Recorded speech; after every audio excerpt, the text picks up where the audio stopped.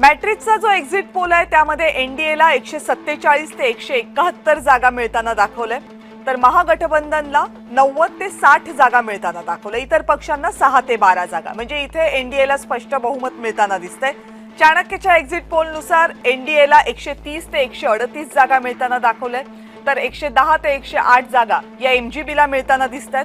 इतर पक्षांना 3 ते 5 जागा मिळताना दिसतात. पोल डायरीचा जो एक्झिट पोल आहे त्यामध्ये 184 ते 209, म्हणजे जवळपास सगळ्यात जास्त जागा जर एनडीएला कुठल्या पोलनं दिलेल्या असतील तर त्या पोल डायरीच्या या आकड्यांमध्ये आहेत. 184 ते 209 इतक्या जागा इथे एनडीएला मिळताना दिसतात, तर 57 ते 39 जागा या महागठबंधनला इंडिया आघाडीला मिळताना दिसतात. इतर पक्षांना 1 ते 5.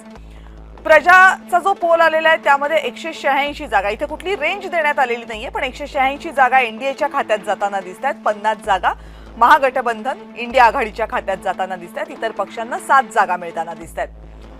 पोलस्टॅटचा जो सर्वे आलेला आहे, एक्झिट पोल आलेला आहे, त्यामध्ये 133 ते 148 जागा या एनडीएच्या खात्यात जाताना दिसतात, तर महागठबंधनच्या खात्यामध्ये 107 ते 90 जागा जाताना दिसतात. 3 ते 5 जागा या इतर पक्षांना जाताना दिसतात. तर पोल ऑफ पोल काय सांगतो? पोल ऑफ पोल हे सांगतो की 147 ते 160 जागा या एनडीएच्या खात्यामध्ये जाऊ शकतात. 94 ते 77 जागा या महागठबंधनकडे जाऊ शकतात, तर 2 ते 6 जागा या इतर पक्षांना मिळू शकतात.